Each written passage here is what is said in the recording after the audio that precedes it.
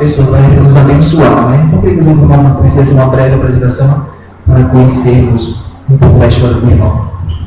Paz do Senhor, irmãos. Prazer estar com vocês hoje aqui. Eu sou Bruno César, sou membro da Missão Evangélica Pentecostal do Brasil. Durante 11 anos congreguei na Igreja da Torre, que o pastor Flávio, inclusive, conhece muita gente lá, inclusive o pastor Nelson, a pastora Fátima. E há 2 meses, mais ou menos, estamos começando um trabalho nos bancários próximo à Praça da Paz. Eu trabalho no Seminário Teológico da São Giuseppe, onde o Antônio trabalha também na mesma missão, mas ele trabalha em outro prédio, em Intermares e eu no centro. Trabalho ajudando na coordenação do seminário. Também sou professor lá. Estudei lá, me formei lá em 2008. Ano passado terminei o mestrado em Novo Testamento também pela Juvep.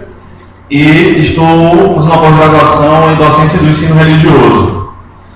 E eu sei que eu sou o estranho no ninho aqui, o não batista, mas eu sei que somos irmãos. Quero parabenizar esta igreja pela iniciativa de formar estas mesas redondas, porque muitas igrejas estão realmente preocupadas em ensinar a palavra de Deus e neste afã acabam apenas catequizando os seus membros, não permitindo que eles possam pensar um pouco fora da caixa.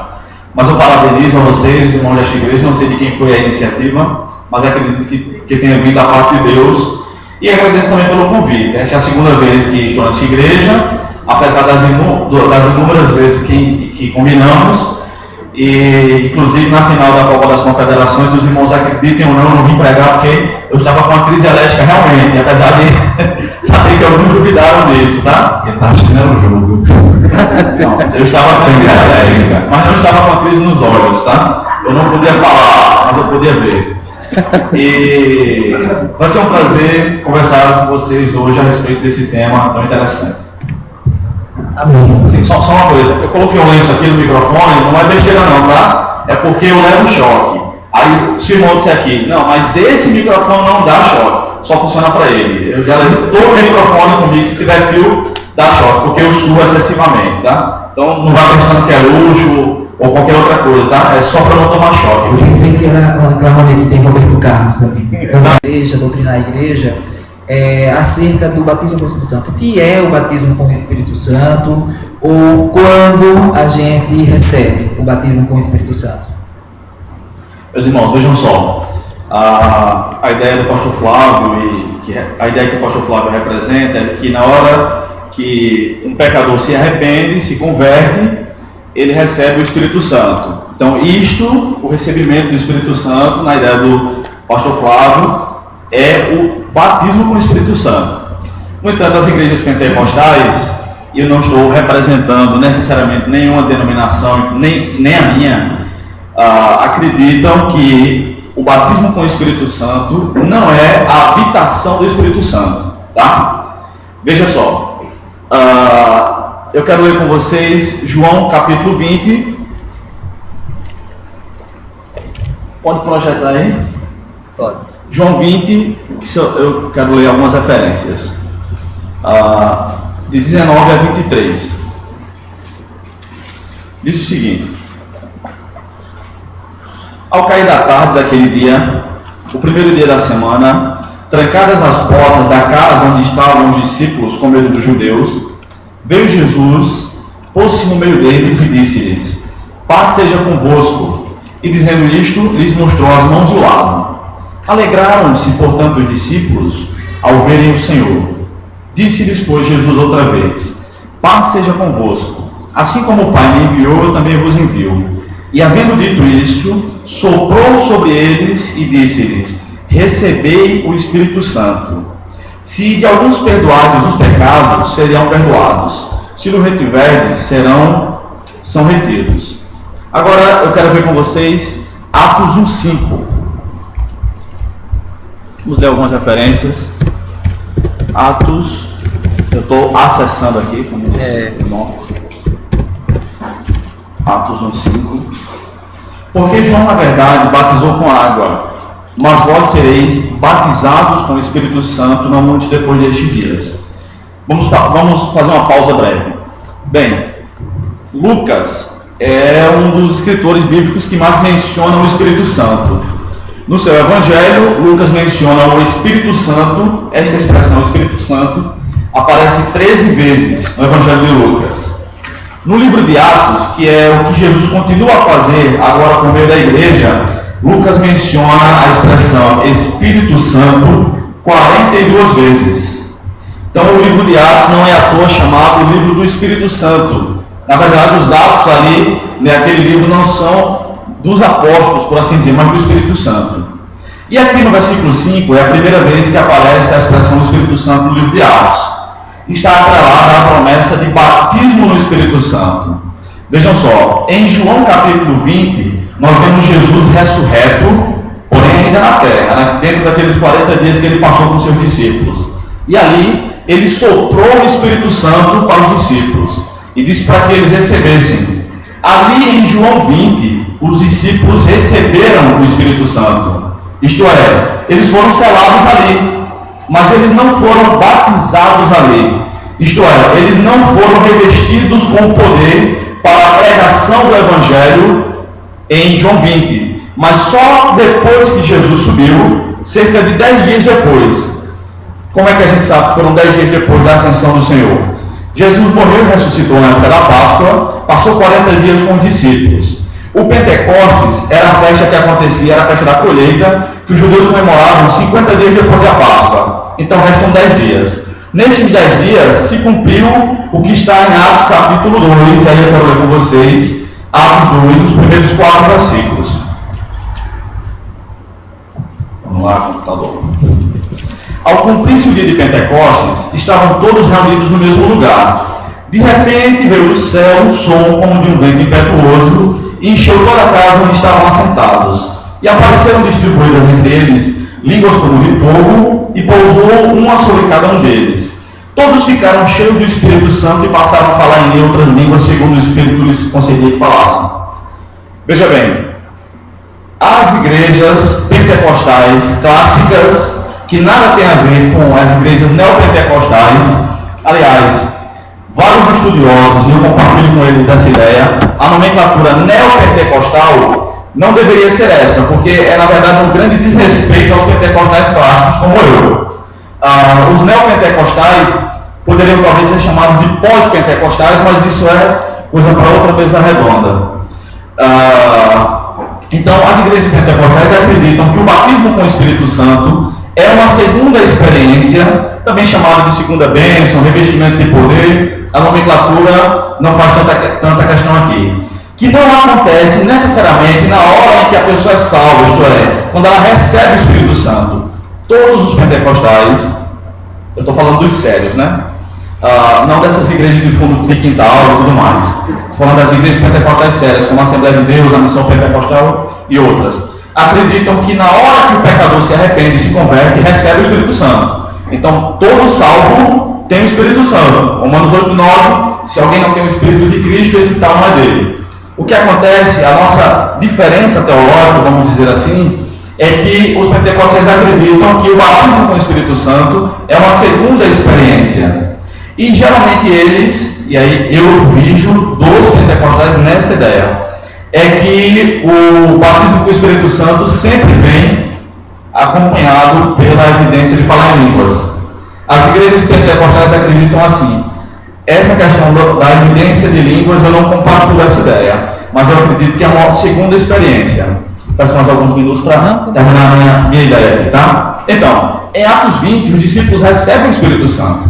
Jesus não havia subido ainda, isso é fato. Depois da subida de Jesus, 10 dias depois, eles são batizados com o Espírito Santo. É uma experiência diferente. Lá em João 20, eles foram selados. Em Atos 2, eles foram batizados.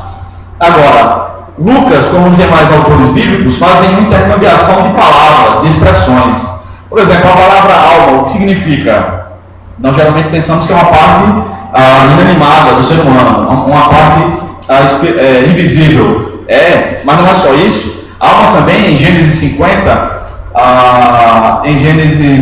no finalzinho de Gênesis, não sei se é Gênesis 50 mesmo, mas naquele episódio quando Jacó e os seus filhos vão morar no Egito, o texto bíblico diz que eram 70 almas Então, almas, notoriamente, ali em Gênesis, nesse capítulo, fala de vidas, de pessoas. Então, alma pode ser vida, pode ser pessoa, pode ser uma parte animada. E outras palavras bíblicas também têm duplo, ou triplo, ou quádruplo sentido nas Escrituras.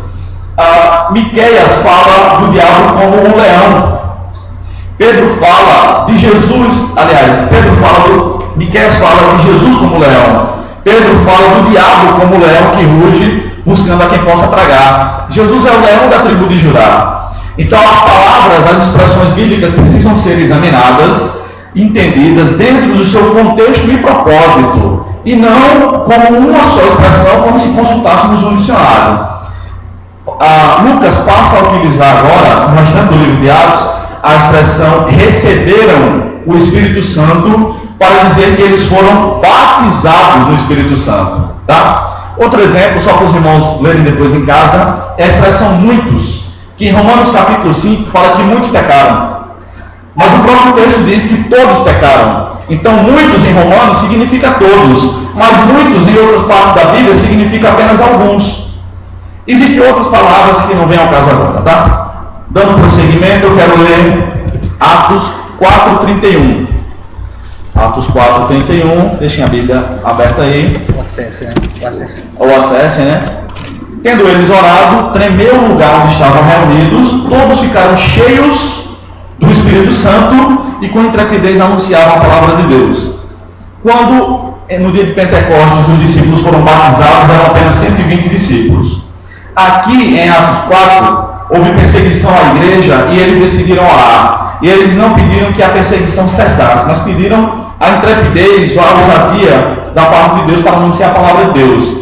E agora não eram mais 120, eram quase 3.000 pessoas que haviam se convertido. Eles haviam se convertido, eles haviam recebido o Espírito Santo como fruto da sua conversão e salvação, mas aí Lucas diz aqui que eles ficaram cheios do Espírito Santo. Isto é, um sinônimo de que eles foram batizados com o Espírito Santo.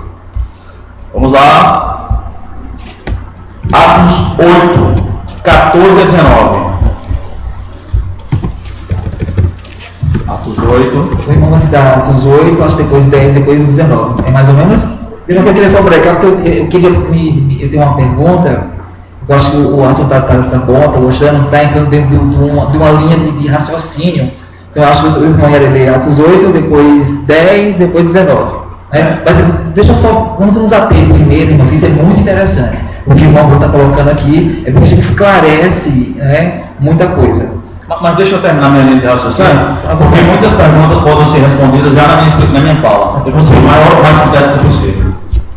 Então, Atos 8, 14 a 19 diz o seguinte: ouvindo os apóstolos que estavam em Jerusalém, que Samaria recebera a palavra de Deus, enviaram-lhe Pedro e João, os quais, descendo para lá, oraram por eles para que recebessem o Espírito Santo. Ora, eles já eram salvos, consequentemente já tinham o Espírito Santo. Então a expressão recebessem o Espírito Santo aqui é para que eles fossem batizados com o Espírito Santo.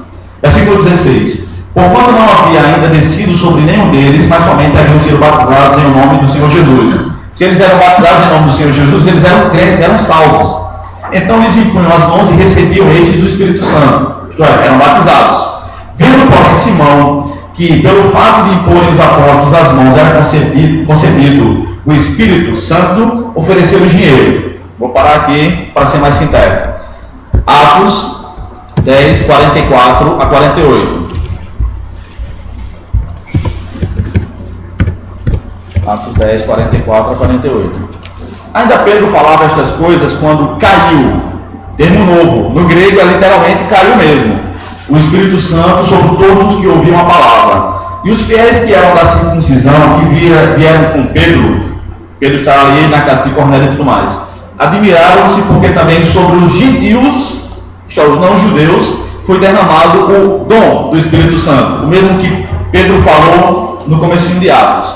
Pois os ouviam falando em línguas, engrandecendo a Deus. Então perguntou Pedro: porventura pode alguém recusar a água para que não sejam batizados estes que, assim como nós, receberam o Espírito Santo? E ordenou que fossem batizados em nome do Senhor, em nome de Jesus Cristo. Então lhe pediram que permanecesse com eles por alguns dias. Atos 19, 1 a 7. Interessante que aqui em Atos 10, acontece uma coisa dupla. Eles são salvos na hora, eles se arrependem antes mesmo que a pregação termine, são salvos. Isso não depende de levantar as mãos ou ir à frente na igreja ou o que quer que seja, Deus é quem sabe. E na mesma hora eles também recebem o batismo com o Espírito Santo, o que acontece ainda hoje em muitos lugares. Atos 19, de 1 a 7. Aconteceu que, estando Apolo em Corinto, Paulo, tendo passado pelas regiões mais altas, chegou a Éfeso, chegando ali alguns discípulos, e achando ali alguns discípulos, aliás. Perguntou-lhes: recebestes porventura o Espírito Santo quando crestes?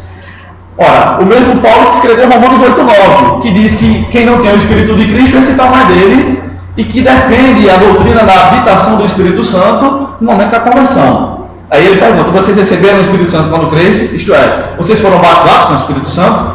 Ao que lhe responderam: pelo contrário, nem mesmo ouvimos que existe o Espírito Santo. Quer dizer então que se a pessoa, o novo convertido, ele acaba de receber Jesus, ele sabe que tem o Espírito Santo? Não necessariamente, ele precisa ser doutrinado a respeito do Espírito Santo e dessa doutrina como um todo.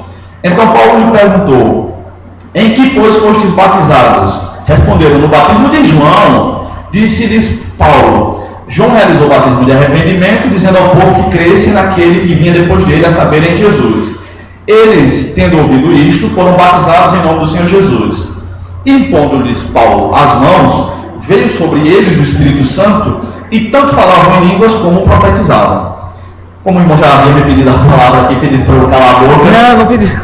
Não é que tem em João mesmo, nos versos que ele leu, tem uma coisa que eu acho que a igreja é interessante a gente dar uma destrinchada. Então, concluindo a minha primeira fala, a minha apresentação daquilo que estou defendendo, eu acredito, baseado na Bíblia, que todo verdadeiro cristão, na hora de sua salvação, na hora de sua conversão, vamos dizer assim, recebeu o Espírito Santo, é habitado pelo Espírito, mas pode não ter sido ainda revestido com poder. É basicamente isso, irmão Bruno.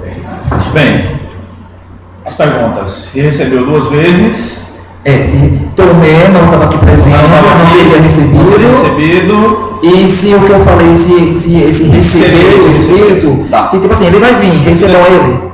Ok. Em primeiro lugar, quantas vezes o Espírito Santo veio à Terra? Eu lhes faço uma pergunta: quantas vezes ele esteve fora da Terra? Como pode uma pessoa que está presente em todos os lugares estar fora de algum lugar uma vez na história? Não pode. O Espírito Santo nunca saiu da Terra, ele nunca esteve fora.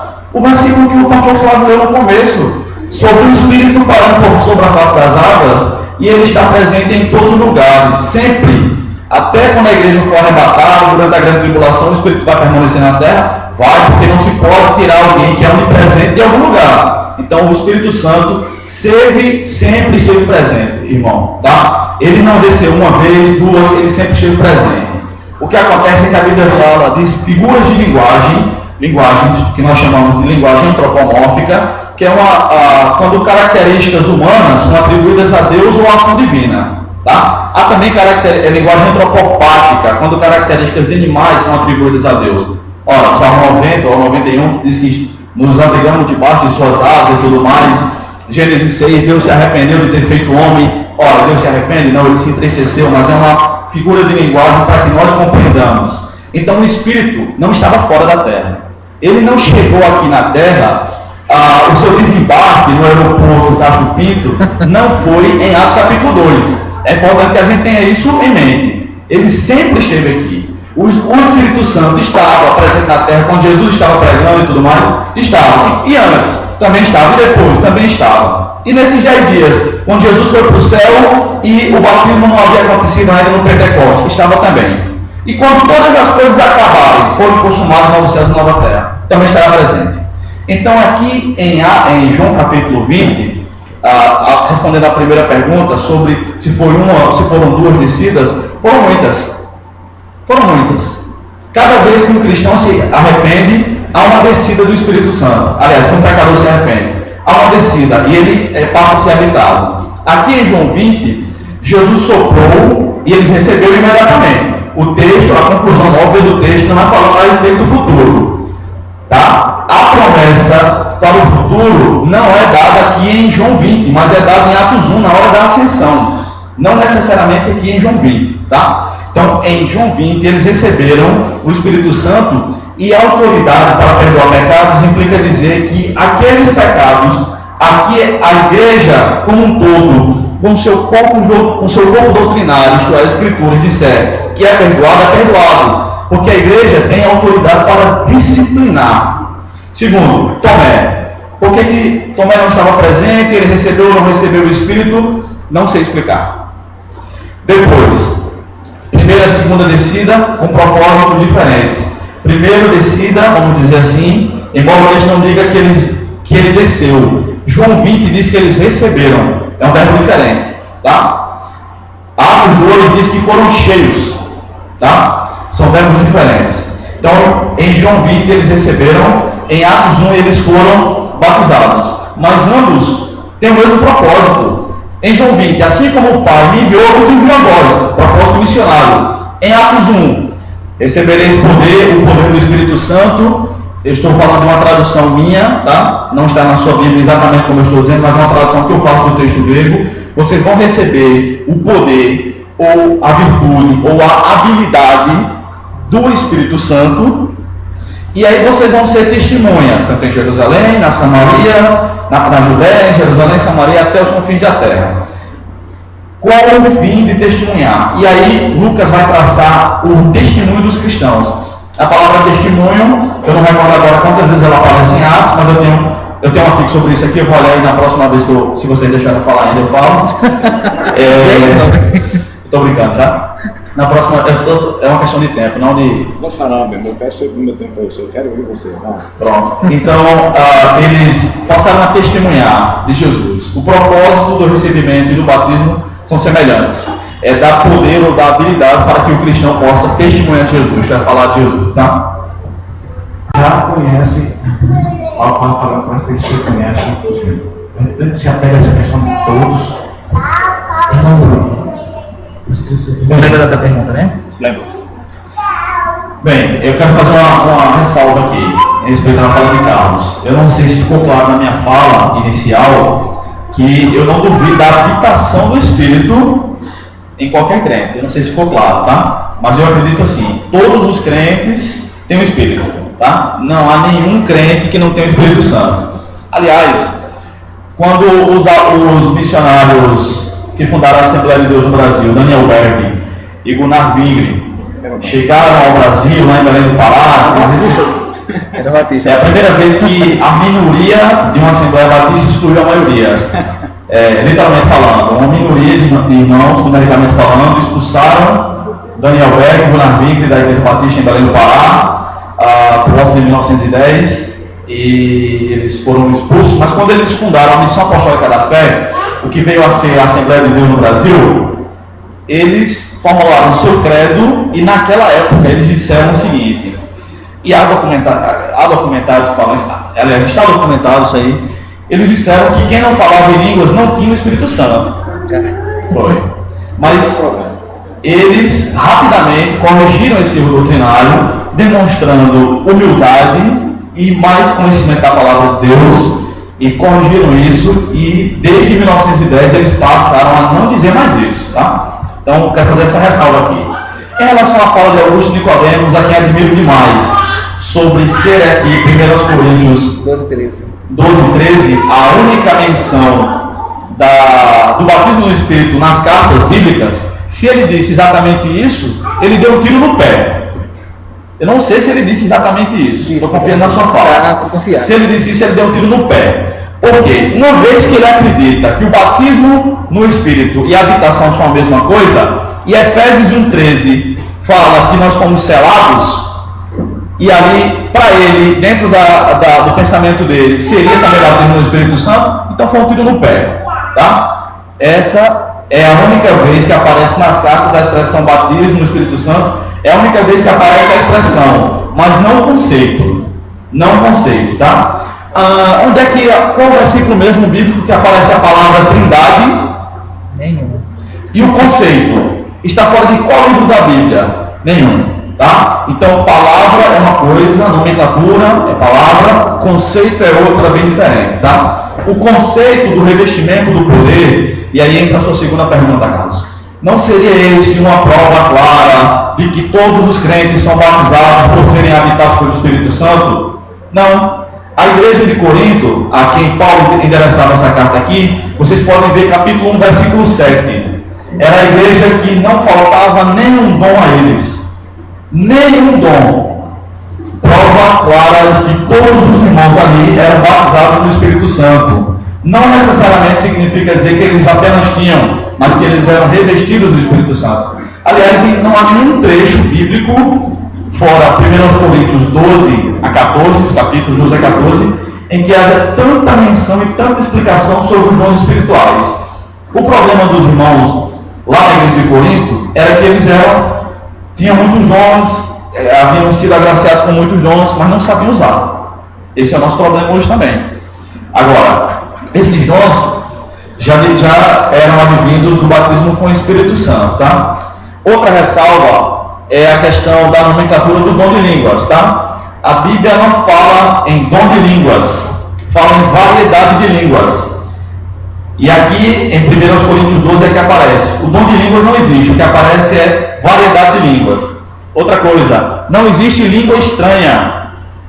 A Bíblia fala duas vezes a expressão língua estranha, uma nos Salmos e outra em Isaías. E nenhuma dessas duas vezes se refere àquilo que nós conhecemos como dom de línguas. Pelo contrário, era algo que Deus ia fazer o povo ouvir suas maravilhas e tudo mais por meio de uma língua estranha, isto é, literalmente uma língua estrangeira. Então a expressão estranha não aparece na Bíblia em relação ao dom do Espírito Santo, só aparece línguas ou variedade de línguas, tá? Ok, ótimo. Irmãos, vamos abrir. Alguém que vai se inscrever? Irmão Antônio. Estou abrindo inscrições, né, para perguntas. Aproveita, irmãos. Nessa que a gente tem. O Espírito Santo, quando se converte? Pois bem, eu não conheço, eu acredito na contemporaneidade do João. Eu não conheço pessoas que receberam o Espírito Santo imediatamente profetizaram, embora eu escute essa história. Então, se eu recebo o Espírito Santo e depois recebo o dom de profecia, isso é uma simples experiência? Ou como é que eu posso chamar isso? Primeiro para o irmão Bruno, a questão do texto lá de Pedro. Lucas 22, 32, né? Mas eu roguei por ti para que a tua fé não desfaleça, e tu, quando te converteres, confirma teus irmãos. Bem, aí Antônio falou, né? De que alguns interpretam que eles só receberam o Espírito em Atos 2 porque não eram convertidos e tem como base esse texto. O que é forçar demais o texto, por dois motivos. Primeiro, o texto não fala que os outros discípulos não eram crentes. Fala de Pedro. Mas eu vou tentar explicar essa questão de ser convertido ou não. Quando tu se converter, não fala dos demais, tá? Então carece de evidência carecemos de evidência para dizer que os discípulos, os 11 não eram crentes. Sabemos de Judas apenas, tá? Segundo lugar, o verbo aqui para converter não é converter, está mal traduzido, tá? Ora, eu recorro ao grego, estou recorrendo ao grego, por quê? Porque a Bíblia não foi escrita originalmente em português. Nós temos nas mãos ou na tela uma tradução. E como toda tradução, não existe uma tradução perfeita para outra língua. Como é que se diz que a gente tem que saudade em inglês? Não existe. Saudade é uma palavra que só existe em português. A gente diz, eu sinto a sua falta. É a mesma coisa? Não é. Então, a palavra aqui para se converter, que Lucas usou, é quando voltares. A ideia é que naquele instante Pedro estava como um crente desviado. E aí quando você se voltar, você fortalece os seus irmãos, que foi o que Jesus comissionou a fazer em João capítulo 21. Pedro, você me ama? A banca ministerial de Jesus com Pedro não foi fazendo perguntas de teologia sistemática, como nós fazemos, né? Pedro já havia passado por um curso de mais do que um doutorado com Jesus. Ora, calcule as horas, aula que se dá entre 3 anos e 6 meses. Dormindo e acordando aos pés de Jesus. Dá mais que um curso de doutorado, talvez um pós-doutorado. E aí Jesus diz, você me ama, então apacenta as minhas ovelhas. Ou seja, fortaleça os seus irmãos, porque agora Pedro estava restabelecido, ele havia voltado e não se convertido. Então em João 20 ele recebe de fato o Espírito, e em Atos 2 ele é batizado. Qual foi a do pastor Flávio? Não esqueci. Das línguas. Se quando eu me converto, eu sou batizado com o Espírito Santo, e depois, por exemplo, eu recebo o dom. Que vocês acham É mais tranquilo, né? Assim, entender isso. O que a irmã está mencionando aí aconteceu uma profecia, tá? Profecia nunca é ensino nem pregação na Bíblia, não no Novo Testamento. No Antigo Testamento, os profetas, isto é, quando o Pentateuco foi dado, os primeiros 5 livros da Bíblia, os profetas, depois de Moisés, quando eles profetizavam, geralmente eles faziam interpretação da lei e tentavam aplicar a lei, mais ou menos o que os pregadores, os pastores tentam fazer hoje em dia. No Novo Testamento, o dom de profecia não é assim, tá? Tanto é que quem escreveu o Antigo Testamento foram profetas, por assim dizer. Mas quem escreveu o Novo Testamento não foram profetas, foram apóstolos e pessoas ligadas aos apóstolos. Claro, vocês podem estar lembrando aí de Paulo, que também era profeta e mestre. Claro, mas ele não escreveu o Novo Testamento porque era profeta. Ele tinha também o dom de profecia.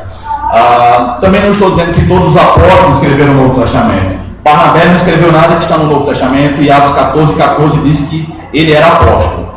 Acontece que profecia é diferente de ensino, pregação, salvação, ou o que quer que a gente chame, porque no ensino, na pregação, há preparo prévio. O pregador deve se preparar, deve estudar uma porção das Escrituras, ele vai para tentar explicar e aplicar aquilo ali. Na profecia, não.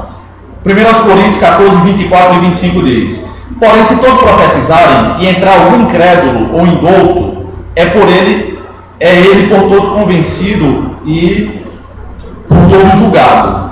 Tornam-se-lhe manifestos os segredos do coração, o que aconteceu com a irmã, e assim, prostrando-se com face em terra, adorará a Deus, testemunhando que Deus está de fato no meio de vós. 1 Coríntios 14, 29 e 30. Tratando-se de profetas, falem apenas 2 ou 3, e os outros julguem. Se, porém, vier revelação, não iluminação, revelação, isto é, era desconhecido, mas agora passou a ser conhecido. Se, porém, vier revelação a outrem que esteja assentado, cale-se o primeiro. Então, profecia não é ensino, profecia é fruto sempre de revelação, tá? Agora, pode acontecer ensino ou pregação, vamos dizer assim, junto com profecia, que o irmão acabou de dar testemunho que acontece com ele também. O irmão Flávio, ele prepara, mas Deus o tem usado além do ensino, além da pregação. Outra coisa é que todos os cristãos devem buscar o dom de profecia. Por quê? Por causa de 1 Coríntios 14, 1. Enquanto os pentecostais, como eu, não no meu caso especificamente, mas os pentecostais, na sua maioria, estão mais preocupados com o dom de línguas, eles estão errados. 1 Coríntios 14, 1 diz: segui o amor e procurai com zelo os dons espirituais, mas principalmente que profetizeis. Outra coisa, para encerrar, meus 60 segundos finais. Tem-se dito que o dom de profecia como revelação é um dom que não esteve na história da igreja desde Atos dos Apóstolos até o começo do século XX, em 1904, com o movimento chamado Pentecostal. Isso não é verdade, isso é ignorância da história da igreja. Eu vou ler aqui um trecho pequeno, retirado da autobiografia de Charles Spurgeon, o príncipe dos pregadores, que era batista, diga-se de passagem, tá? Não é de uma biografia, é da autobiografia. Ele diz: na reunião de oração de segunda-feira à noite, na qual Spurgeon relatou um incidente ligado ao sermão de 31 de julho, ele também mencionou um sermão proferido no Exeter Hall, no qual ele repentinamente mudou de assunto e apontou para uma certa direção, dizendo: meu jovem rapaz, você não pagou por essas luvas que está usando, você as roubou do seu patrão. No término do culto, um jovem bastante... Eram 5.000 pessoas que ficavam assistindo os cultos de Spurgeon, tá? Não eram 10 pessoas, não. Ele não tem como saber da vida de todo mundo.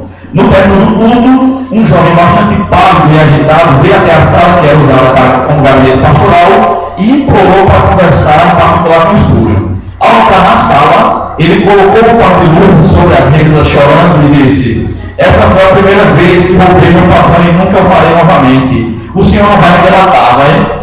Minha mãe morreria se ouvisse que eu havia me tornado um ladrão. O pregador apontou seu arco ao acaso, mas a flecha atingiu o alvo que Deus pretendia e de uma maneira tão singular como essa. o ouvinte provavelmente foi salvo de cometer um crime ainda maior. Ou seja, o segredo do coração daquele rapaz foi descoberto. Spurgeon também tinha o dom de profetizar. É normativo. É normativo. Se você pegar pelo descritivo, como se fosse, sendo como um exemplo, vocês, olha, vocês busquem isso, então vocês podem entender seu batismo como decidido na sua vez. Exatamente. Irmão Bruno. Excelente pergunta e excelente elucidação da pergunta.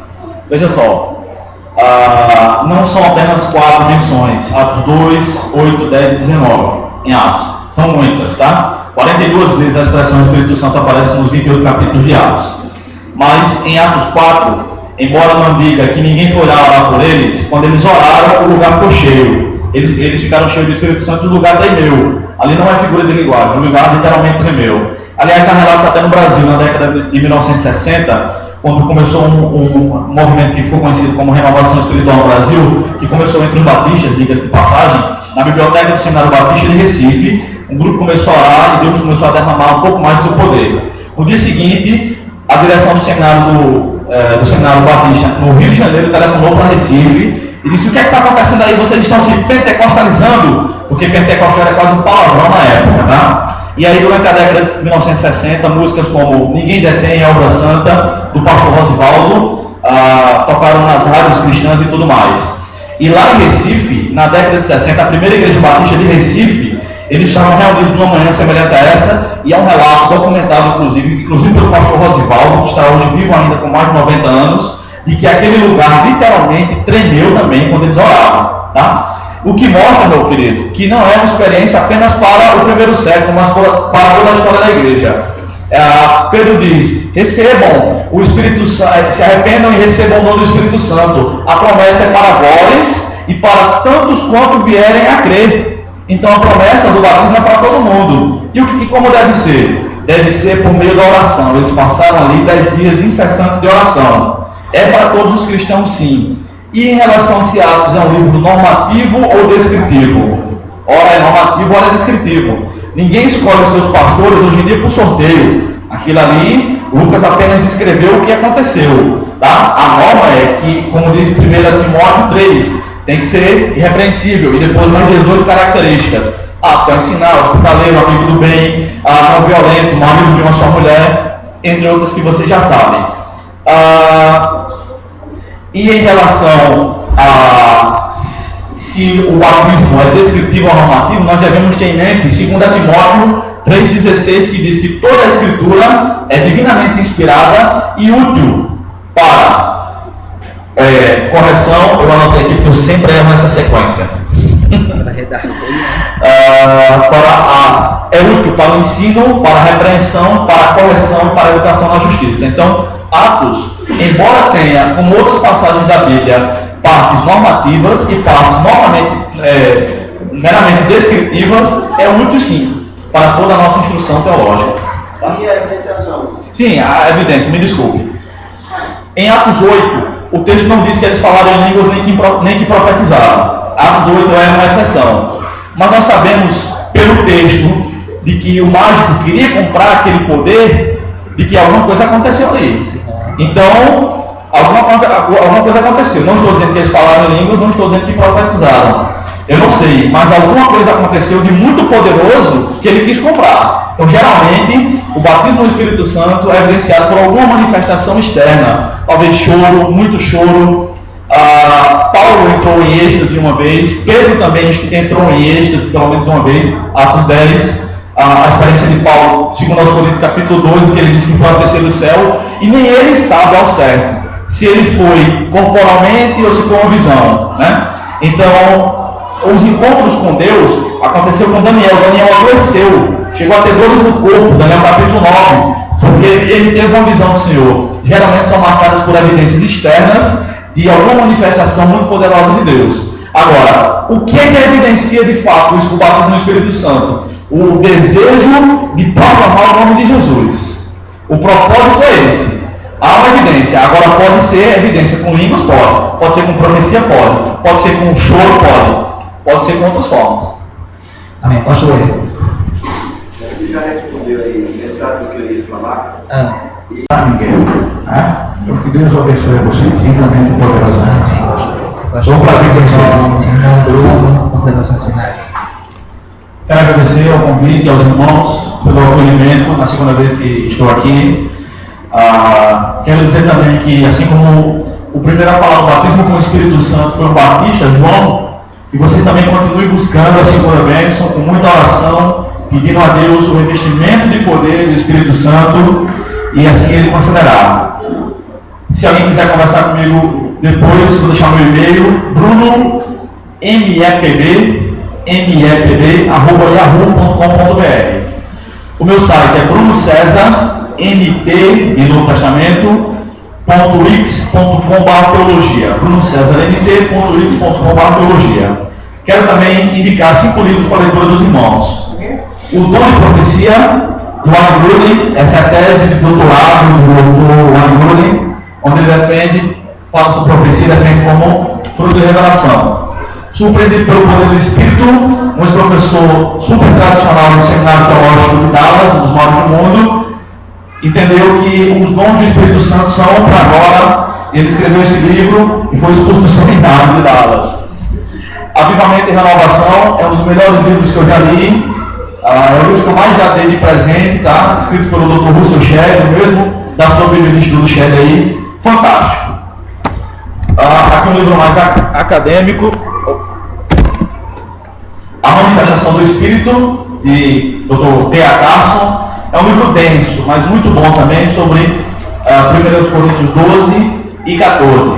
E por último, esse aqui, que não tem necessariamente nada a ver com o nosso tema de hoje, mas excelente livro, do Dr. Dick Bill, Você se torna aquilo que adora, onde ele defende a ideia de que aquilo que nós adoramos, passamos a ser muito semelhantes. Por exemplo, o pessoal que adorou o bezerro de ouro, né? Também se tornaram pessoas de dura cerviz, pessoas que se desviavam do seu caminho, e até eles comeram aquele bezerro de ouro, né? Quando Moisés diluiu aquilo ali na água. Enfim, tanto para a nossa destruição quanto para a nossa restauração, ele defende que a gente se torna aquilo como adora. Muito obrigado, que o Senhor nos abençoe. Amém. Irmão Antônio, deixando aqui 2 lembranças para os nossos convidados. Irmão Antônio, vem aqui, por favor.